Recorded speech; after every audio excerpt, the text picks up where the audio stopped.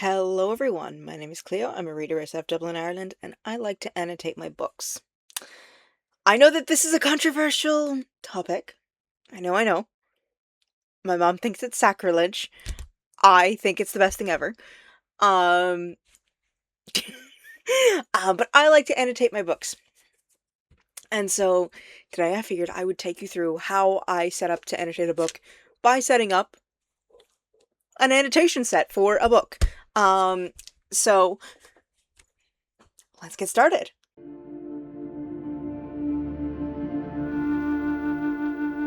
Before we get started, I'm going to remind you all, I'm going to be really annoying about this, I'm so sorry. Please remember that the ARC applications for Vicious Miscreations are linked in the description below. Please either look at ordering a pre-order or sign up for the ARC team. Please, it is so worth it. Vicious Miscreations by Jen Neal is a upcoming novel coming out in August. That is perfect for fans of Arcane, V.E. Schwab, and Six of Crows, and involves a lot of biological horror and a queer normative world. So, if you're into a heist book about stealing a monster, maybe check out Vicious Miscreations. Right, my obligatory promotion of a book that I have agreed to promote out of the way. Let's start with what books would I annotate? So I would annotate. There are like 3 genres generally that I'll annotate. I will annotate epic fantasy. I will annotate crime, thriller, mysteries, and I will annotate nonfiction. So I'm going to show you 3 books that I would annotate, and I'm going to put together a annotation set for one of them today. Okay? Give me a minute. I need to pick up 2 more books. So I have 3 books here that I would annotate. One of which I've read, one of which I'm in the process of reading, and one of which I have not. So we have How to Solve a Crime by Dr. Angela Gallup. We have The Hero of Ages by Brandon Sanderson. And we have Strange Pictures by Uketsu. I have read How to Solve a Crime. I did not annotate it at the time. If I were to go back and reread it, I probably would. Except if I were to go back and reread it, I would be rereading it because I am working on a crime novel that heavily involves forensics. So I would be going back to it as a piece of research. But also, if I'm reading true crime, I might keep track of it because there can be a lot of threads to follow. I haven't highlighted anything here yet in Hero of Ages yet, but I did highlight and annotate Mistborn and Well of Ascension. So I will most likely end up doing that as well with this later on. And I'm part of the way through. Strange Pictures by Uketsu is what we will be making an annotation set for today. And this book, because it is a thriller, a mystery, that is specifically hinges on the reader engaging with the material to solve it, I will be very interested in annotating this. Other books I've annotated include The Witcher books. I annotate The Witcher books like crazy, because again, there's a lot going on, and a lot of world building throughout the whole series. I've annotated A Good Girl's Guide to Murder, like to the point of like basically like scribbling like connection trees and stuff on it. Like I crazy kind of behavior, which is probably what I'm gonna end up doing with Strange Pictures. Now, why do I do this? I do this because this helps me keep me engaged with the material, helps keep me connected to the material, which again is something that I struggle with. If you have like seen me talk about, like disability stuff, whether here or on Instagram, you know that like keeping my focus can be very difficult. Not for lack of trying, but just for lack of ability. Which sucks because I like reading and I really like having like my focus just like sucked into one thing. So a great way for me to like put horse blinders on essentially is to annotate a book. That's really helpful. It doesn't take like any fancy materials. I don't use any fancy materials anyway. You can if you want to. If you want to spend extra money on fancier versions of stationery, be my guest. I, however, will not be doing that shit. No thanks. I'm good. But it doesn't take a lot to set up a annotation set. It just takes a little bit of, a little bit, maybe a couple trips to your local Eason's or Office Depot, and you're set. This is also how I set up any of my notebooks as well. I generally tend to set up a set of things, of pens and highlighters that go with a notebook, because I have no self-control that way.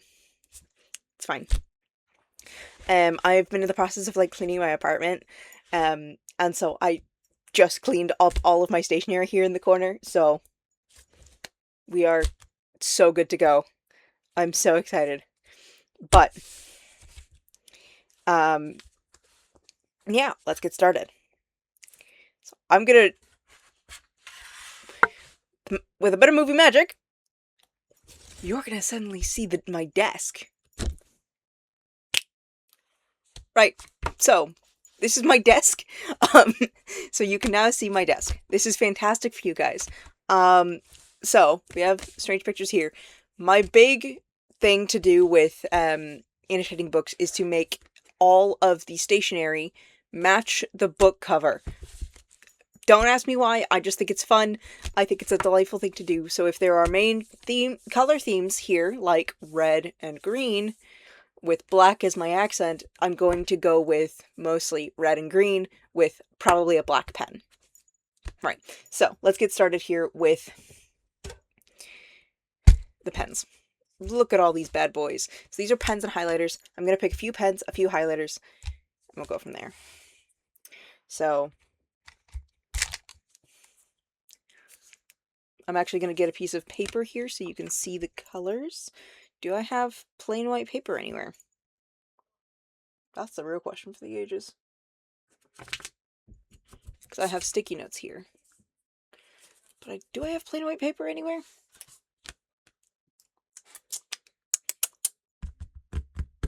I do. Right here. Scrap of plain white paper for me to use to show you guys what all of these colors are.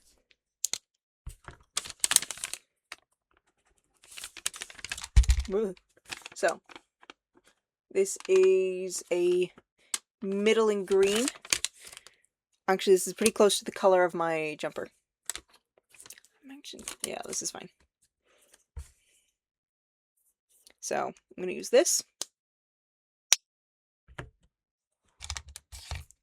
I have this one as well. This is a much lighter, more olivey green. And then for highlighters, I have...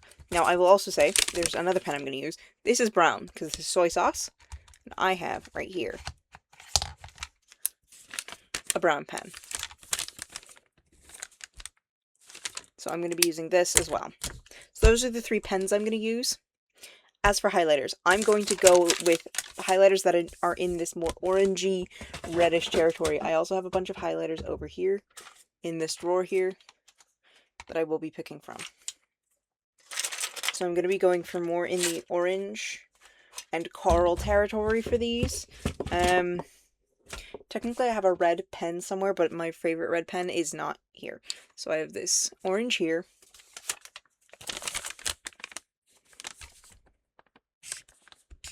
If it would... So these are brand new. So they are barely have been opened. So I haven't actually used these yet.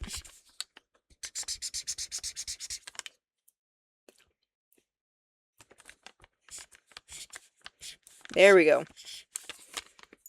Just needed a bit of reviving. So that needs to sit like that for a hot minute, I think, is what it needs. I'm going to set it up against my... So, orange. And then I have here, I have this, which is a corally color.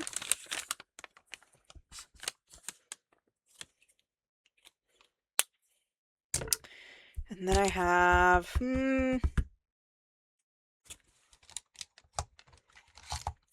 this pale orange, which this might be too close to this. We'll see.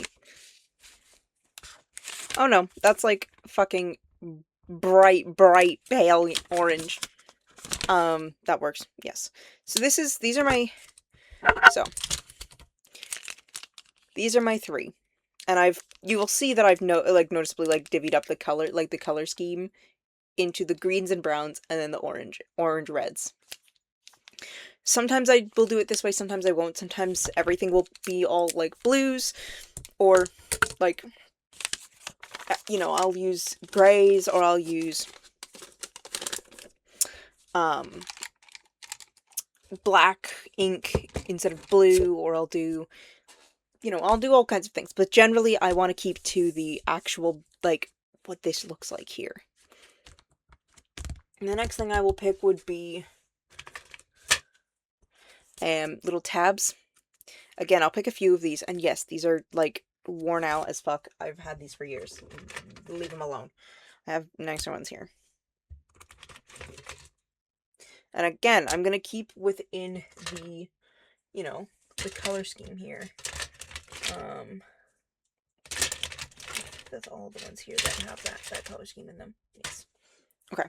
Again, I'm gonna keep to that color scheme. So I'm gonna go in with green. So I'm most likely gonna use these green tabs. These the green tabs, the orange tabs, and the red tabs. Because again, I'm keeping to that color scheme.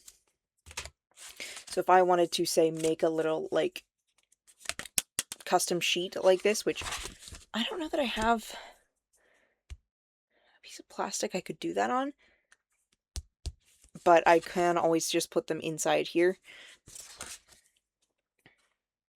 But if I wanted to do that, I would take a few. Like that. And I would just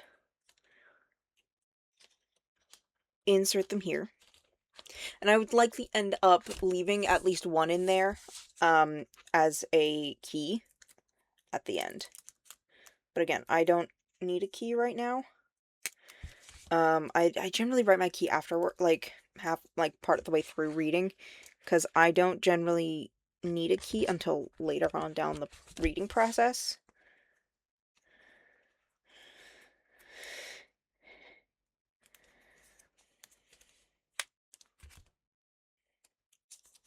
So I'll do something like this,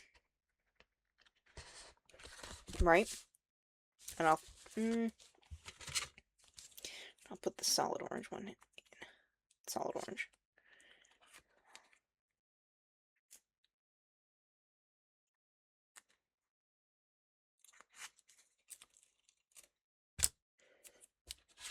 And so I'll tab for different reasons. I'll use different ink colors for different reasons. But this is great because it means I don't have to keep all of my stationery with me all the time. I will also, because I'm me, and I often have a lot of thoughts, and sometimes may want extra paper in which to do stuff with, so I might not be able to, like, just, like, have space like this, or, like, let's say I'm in the middle of reading, like, a full page here. There's not a lot of space if I have, like, a lot of thoughts I want to say, so I'm also going to put here on in the cover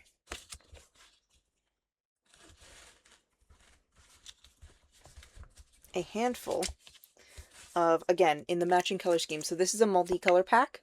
These are green. I'm going to throw in a few green sticky notes. And again, I'm not going to put a ton in. Will I most likely need more? Will I most likely need a different amount than what I've actually put on? Whether it be more or less? Absolutely. However, again, if this is too many, then I put them back in the pad, right? I put them back on the pad. And if this is not enough, then I just put more in. It's simple as that. I will also put in some paper clips. Again, you don't need anything fancy. This is just a multi-pack that I got in Target, like, years ago. Either Target or Eason's, I can't remember. Years ago. And I'm going to do red ones, because I've put in green sticky notes. So red of these will work. which means that if I, like, again, I would use these to secure the paper in just because I don't trust the paper to not fall out. I don't trust that sort of, like, sticky note material to not fall out. So I will just take these at the top here, and I'm just gonna, like,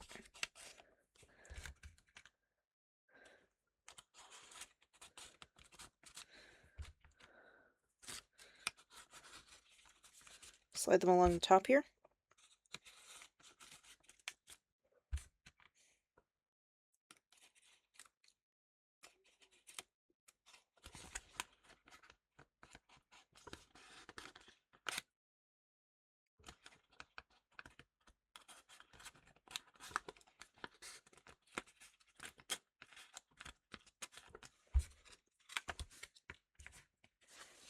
Let's do a couple more.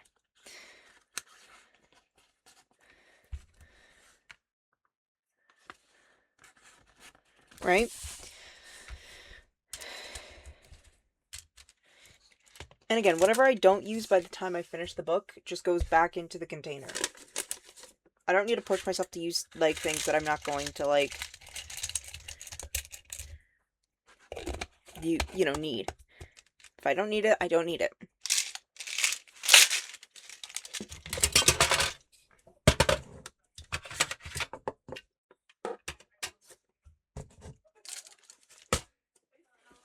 And if I don't need it, there's no shame in the fact that I don't need it. I just happen to not need it that day.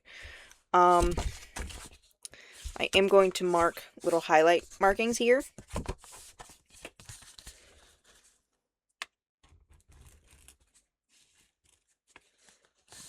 Again, this is a very weird highlighter. This highlighter is being very strange.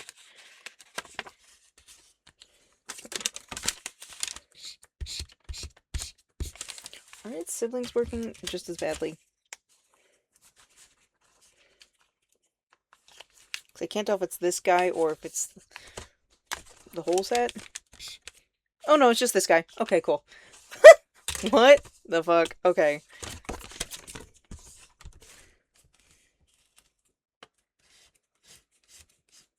Anyway.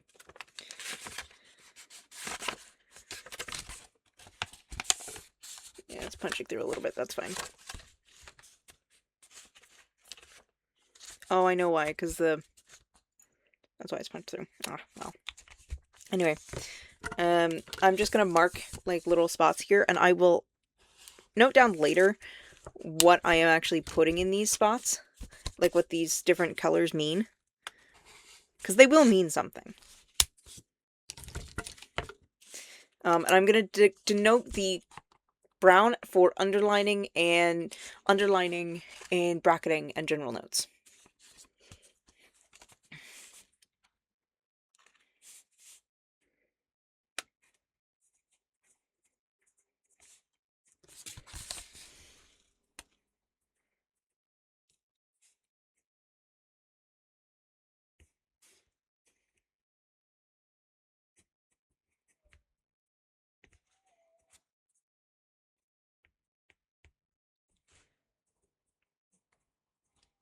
And what I mean by general notes is things like wow, or weird, or creepy.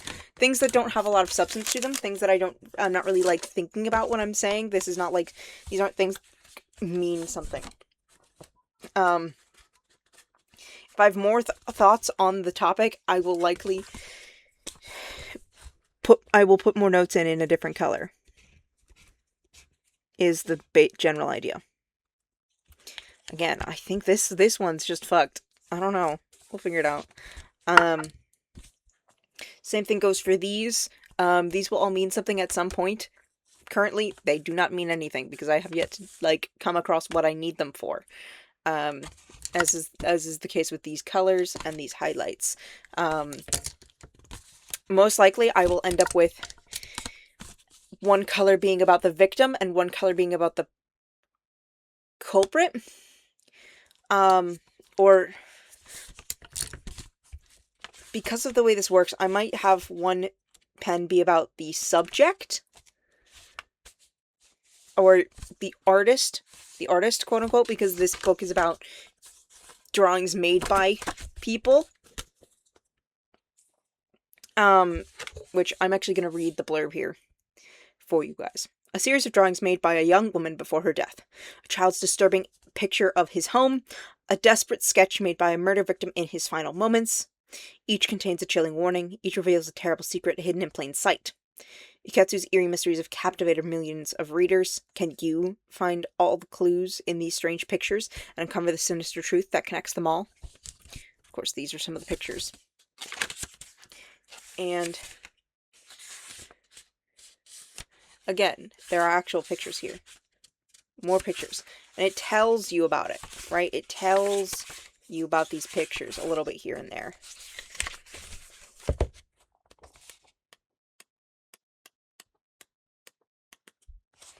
You know, and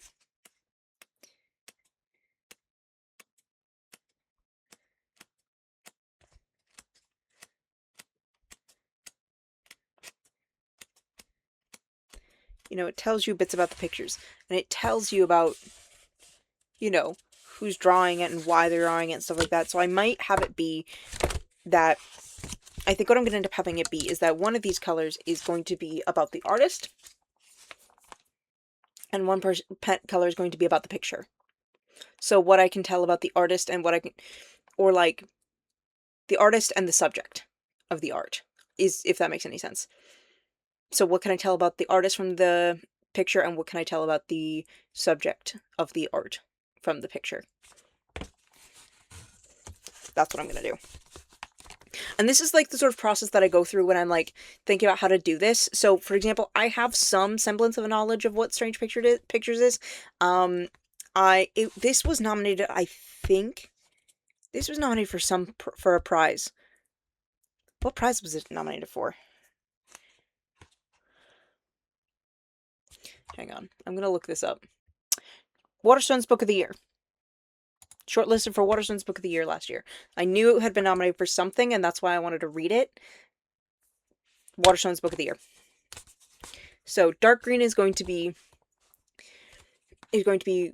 about the artist.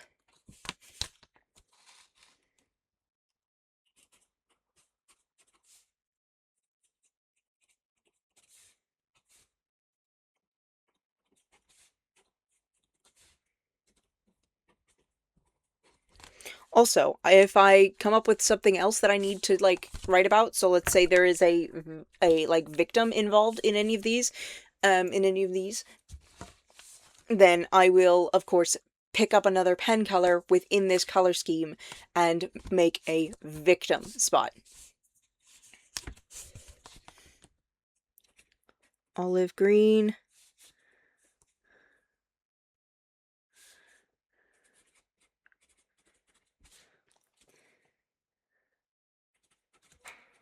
About the subject. And in which case, you know, if there's a victim in something, then I will pull out, I don't know, this orange pen or something and add it in, and then maybe a green highlighter to pair up with it. A bunch of stuff I can do. The highlighter will probably go to match to these in some form, just because this makes it easy for me to, like, tie things together. So I will most likely do match it up in that regard. These will tend to go to themes. These will go to themes. And if I feel that there is a theme that needs highlighting in a way that the general notes won't go to, then I will pull another pen from up here. So that's kind of the idea for me. So I'm probably going to match these to these. And I will do that real quick. So mid-orange, I'm going to say general. This one I'm going to say artist. And this one I'm going to say subject. I don't know what the themes of this book are yet, so I'm going to leave these for now, because these are most likely going to be things that tie together across the whole thing. And again, this is why I'm saying that I will probably end up adding, you know, other colors here, other pens here, because I will probably end up adding these to the kit. So I'm actually going to show you what these look like as well, because again, I'm most likely going to end up adding these. So green, pale green, and can you fucking open? Oh my god. Orange. Again, ideally I would use red, but I don't know where my favorite red pen is. Unfortunately. So, no red pen for me today, but that is the sort of idea here. So, you can see here that I have, again, I'm so sorry this is blurry. This camera doesn't autofocus, so just use your imagination. But that's generally how I annotate. As for the actual like annotation process itself, that is kind of specific book to book. But the process for generally the process for something like a mystery will be something like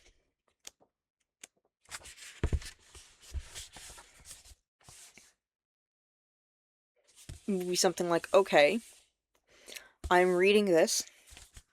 We are talking about this image here. So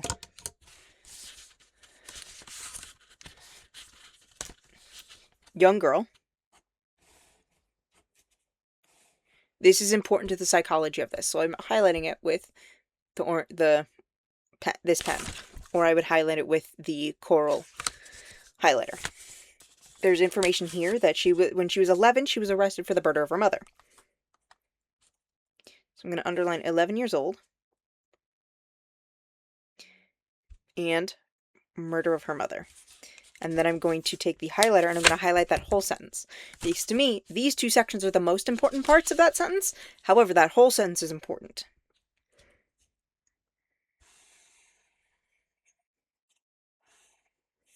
Don't come at me for the fact that my highlighting is not even and neat. I don't care. Drawing test. She's explaining a drawing test. This is important because this is what you as the reader are supposed to be doing. So,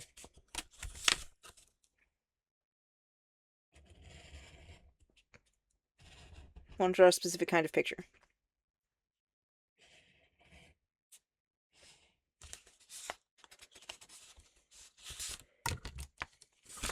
And so I'm going to actually note that because, again, this is how I understand what's going on in this book.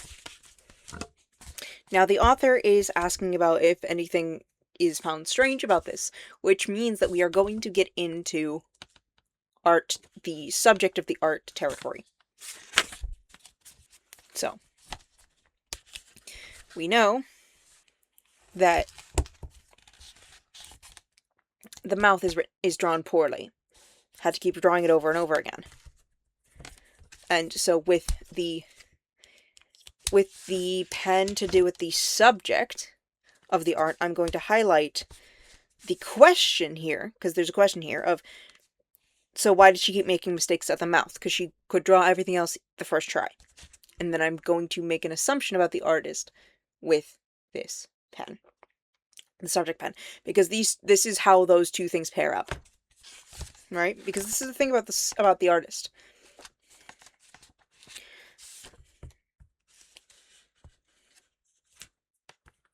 And indeed, the next line confirms what I've just said here.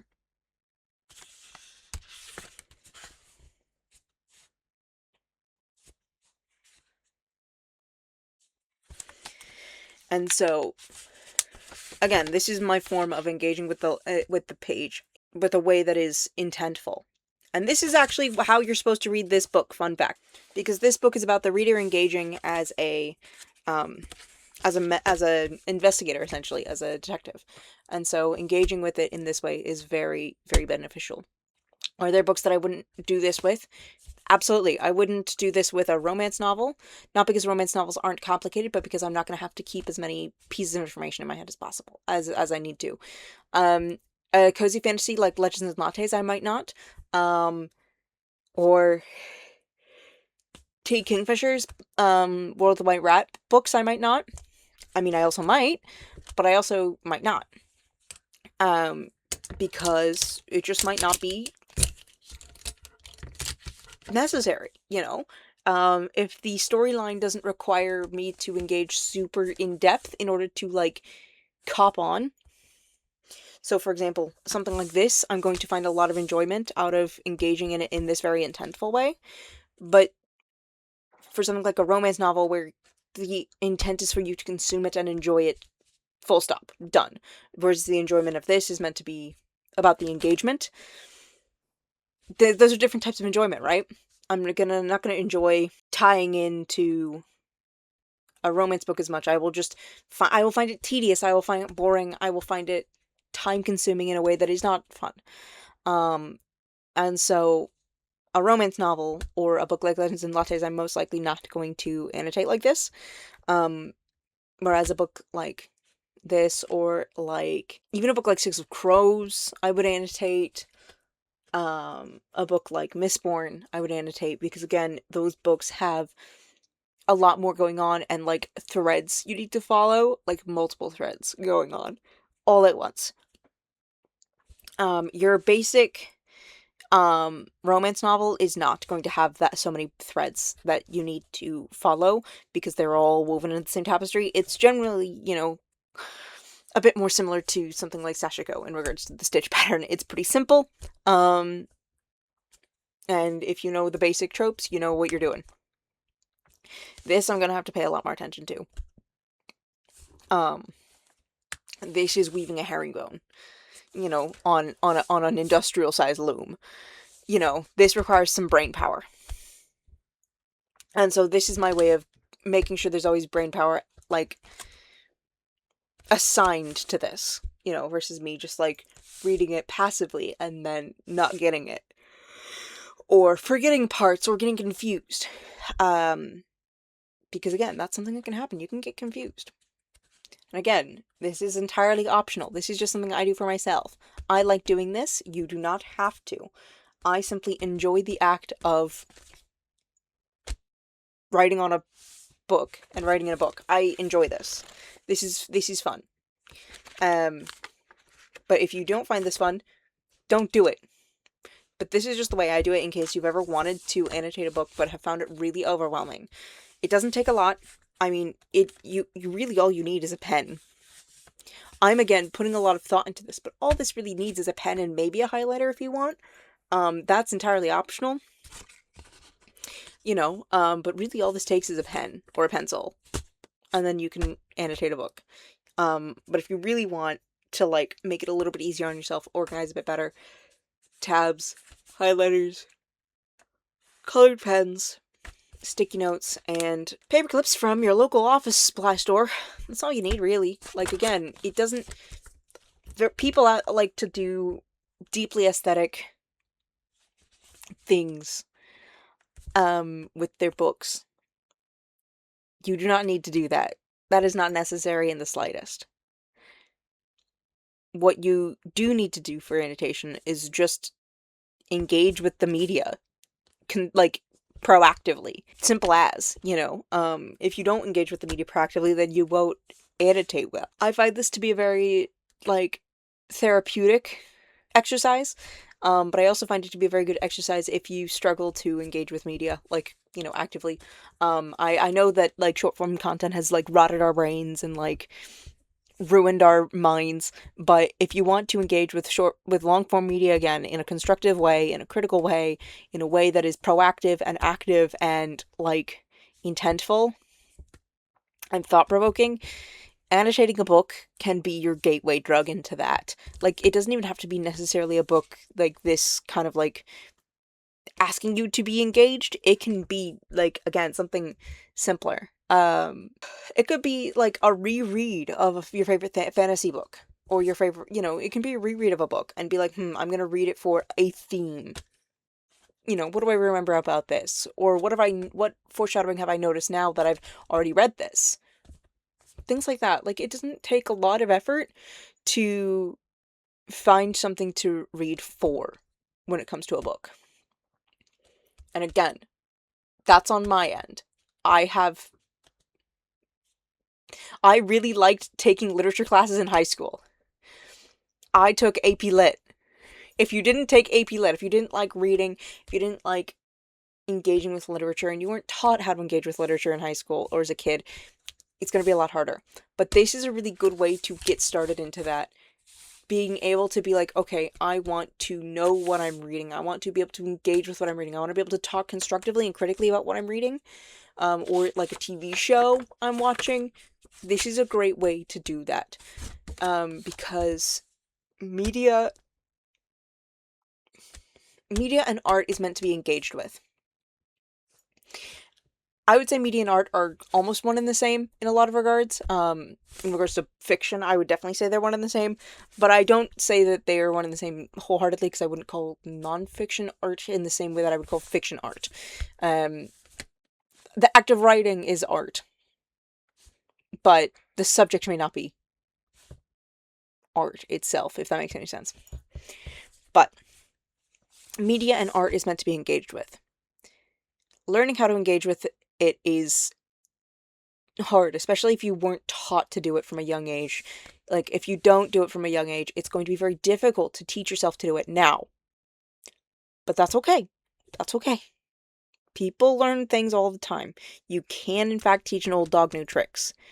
And I say that annotating like this, or keeping a notebook, if you don't like annotating, or if you read a lot of library books, like, for example, I would never do this in a library book. Obviously, I'm not insane. But, but if you want to do this kind of thing, doing it like this, or keeping a notebook, a notepad, where you write down your thoughts, or even start reviewing the books you're reading, you'll find that you, one, remember a lot more than you think you do about it, and two, you will find that if you set out with the goal of being like, okay, I'm going to review this afterwards, you will find that you will actually read a lot more actively, because you know you're going to tell people what you think about that book at the end of the day. At the end of it all, you're going to tell people what you think about that book, or you think about that show. Even if no one sees it, even if it's just on Goodreads or Storygraph or what have you, on Fable, Pagebound, whatever. Even if you're just thinking it's something you're going to show no one, you will find that you understand the material a lot better. That you feel the material more. And that's really important. We are in the, I keep saying this, and I feel like my mom, who watches my videos, hi mom, she's going to say something about this someday. I feel like she's going to say something about this someday. But we are in the middle of a anti-intellectualism crisis. Like, we are in the middle of a flood of anti-intellectualism and, like, deep, deep hatred of the intellectual pursuits, of the demonization of investing time into things, into hobbies, in the middle of, in like this deep capitalistic hellscape of hustle culture. There is no harm in slowing down and reading to understand something, or just to enjoy it. You do not need to fill your time with short form content. You do not need to waste your time, fill your time with endless slop. You can fill your time, you can quote unquote waste your time, and it is still worthwhile time. If you are productive all the time, you will die. You will burn out and you will die. And I'm being totally serious. You will get really ill and you will face physical consequences that could lead to death. Why do you think I'm on a gap year? I pushed myself too hard. And my entire body shut down. My nervous system shut down. My mind shut down. My body shut down. Don't be like me. Don't be like me. That shit sucked. I did not want to be on a gap year. I'm glad I took it though, because god damn it, I needed it. It is not a waste of time to do something enjoyable. I know that the capitalist hellscape we're in has told you that if you're not making money, you're wasting time. But guess what? Wasting time is the best way to make sure that you will continue to be able to make money long term. That you will live a fulfilled and enjoyable life long term. Not everything needs to be monetized, right? Not everything needs to be, used as a way to pull yourself up by the bootstraps. Sometimes you can just sit and read a book and write notes in that book and have a cracking time with it.